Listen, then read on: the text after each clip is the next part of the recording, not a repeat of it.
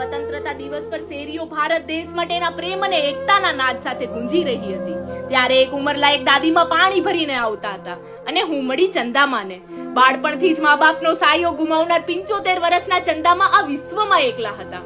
હાલ તેઓ ઘરકામ કરી 900 રૂપિયામાં માત્ર એક ટાઈમ ભોજન કરી જીવન જીવી રહ્યા છે. રાશન કીટ આપતા જ તેમના હાવભાવે મને અવાચક બનાવી દીધી. તેમણે કહ્યું કે એક સમયે મારી પાસે રહેવા માટે આશરો પણ ના હતો, ત્યારે એક મુસ્લિમ દીકરાએ તેનું આ સુંદર ઘર મને રહેવા માટે આપ્યું અને અહેસાસ કરાવ્યું કે હું આ જગતમાં એકલી નથી. મેં તેમને દાતા તરફથી 5000 રૂપિયા આપ્યા ત્યારે તેમણે કહ્યું કે બીજાના દુઃખને પોતાનું ગણવું એ જ તો આપણા દેશની સંસ્કૃતિ છે. સદનસીબે હું અનવરભાઈ અને શહેનાઝબેનને મળી શકી. તેમણે કહ્યું કે કોઈ પણ ધર્મ આપણને માનવતા શીખવે છે.